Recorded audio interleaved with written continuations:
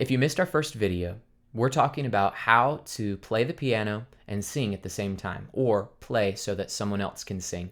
Worship songs specifically. I've been a worship pastor for 15 years, and my goal is for you to be able to lead worship anywhere you go and to follow these simple patterns and things that I've discovered along the way through other people and through just looking at the keys and figuring it out. My goal is to help you become a worship leader in whatever capacity you need to be. And so let's jump right in. We now know the key of C major and what notes build it up. We know that we're numbering each note in the key of C, being 1, 2, 3, 4, 5, 6, 7, 8, or number 1 again. Now we're going to build some chords. To build a major chord, we'll look at the C major chord. We're going to use our first finger, our third finger, and our fifth finger on the C, the E, and the G, which are the first, the third, and the fifth notes in the key of C. 1, 3, 5. This builds a C major chord. Notice the patterns. From the first finger to the third finger, there are 3 notes. From the third finger to the fifth finger, there's only 2 notes. If we shift our hand one to the right, keep it on white keys. D, F, A. This is a minor chord. Notice 2 notes between the first fingers, 3 notes between the second set of fingers. For the sake of the illustration, if I take this third finger and I move it up a half step to this black note, this F sharp, I now have a D major chord. Pull it back down, D minor. Now, we're staying in the key of C, so don't get lost. This is a C major chord. This is a D minor chord. Let's see what other chords are in the key of C. This is an E minor, F major, G major, A minor, and we're going to stop there because this is not a chord that we use in worship music, so you don't have to worry about it. So there's only 6 chords that we have to think about, and I'll show you how they fit together because the patterns stay the same throughout worship music. Most people that write worship songs keep it as simple as they can so we can sing them in church. And so there's a lot of simple patterns, and they're pretty consistent. So it's not too hard to understand. I just want to help you get to where you can understand it. So here we are. This is a C.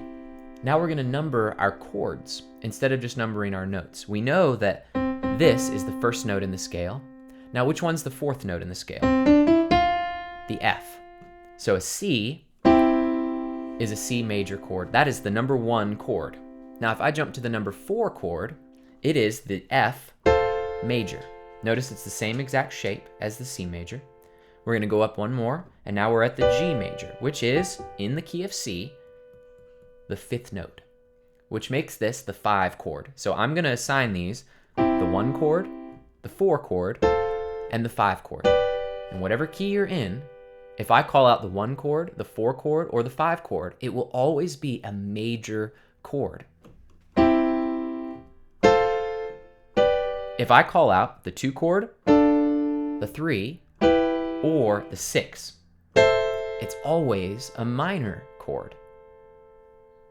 Now the most commonly used chords are going to be, of course, the 3 major chords, the C, the F, and the G.